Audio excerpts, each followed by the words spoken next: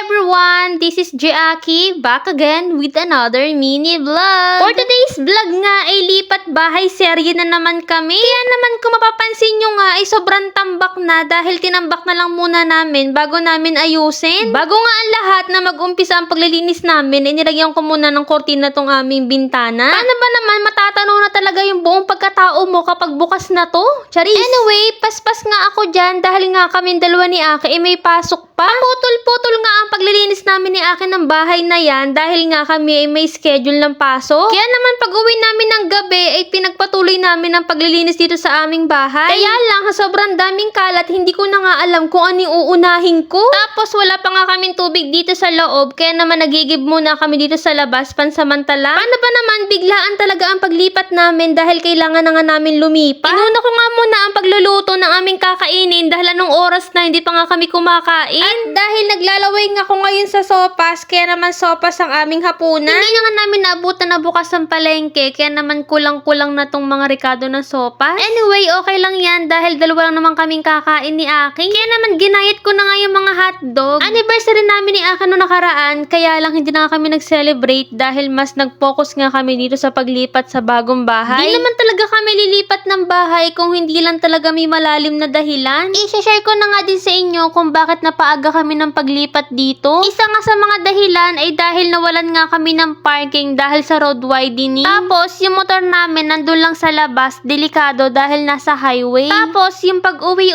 ko galing trabaho ay gabing-gabi na, nahihirapan na akong sumakay. Di naman kasi lahat ng oras ay masusundo talaga ako ni Aki dahil sobrang pagod na rin niya. Tingnan niyo naman yung kalat ng buong bahay namin dahil talagang nahihirapan kaming dalawa maglinis. Di naman ganun karami ang gamit namin kaya naman hindi ko maintindihan kung anong uunahin ko. Kaya naman tinaas ko muna tong kutsyon na to para naman makapagwalis kahit papaano. Anyway, kaya naman nakababa na yung kutsyon na yan dahil dyan nga kami natulog kagabi. Kaya naman natataas ko na nga din to para mawalisan naman. Hanggang ngayon hindi nga mag-sink-in sa utak ko na nakalipat na nga kami dito. Medyo masama nga pakiramdam ko na mga oras na yan kaya naman hindi ko nga alam kung maglilinis pa ba ako. Kaya lang wala naman talagang gagawa sa amin ni Aki kundi dalawa lang kami. Kaya naman tinambak ko nga muna dito sa ilalim ng lababo yung iba naming gamit. Ginawa na nga ni Aki yung pinto para naman magkaroon kami ng privacy. Marami talaga kami ni Aking abubot dito sa bahay kaya naman hindi ko nga alam kung itatapon ko na ba to. Gusto ko na nga itapon lahat ng ito para wala na akong lilinisin. Charis. Kaya naman pinagpag ko na nga din tong bag na to dahil nagkaroon nga siya ng alikabok sa loob. Kaya naman di maiwasan na magkaroon ng alikabok yung mga gamit namin dahil naglipat nga kami. Unti-unti ko na nga palang sinasamsam yung mga basura para ilagay sa isang eco bag. Medyo pagod na nga ako ng mga oras na yan dahil kakaawas nga lang namin ni Aki galing trabaho. Bumili nga lang pala kami ni Aki nitong tubig na to dahil nga yung galon nakalimutan na sa bahay. Lagay ko na lang pala sa eco bag yung iba naming gamit na hindi namin gagamitin. Di na rin naman kasi kasya dito sa bahay namin dahil nga medyo maliit nga to. At dahil wala nga kaming tubig dito sa loob kaya naman pinagsama-sama ko na nga yung mga huhugasan ko sa labas. Maluluto na rin pala yung sopas dyan kaya naman tinanggal ko na nga ito para mailabas ko na.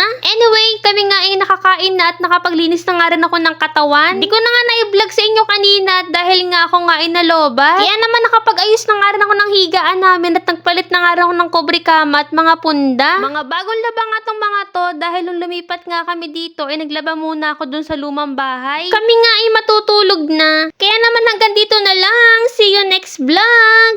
Bye! Mwah!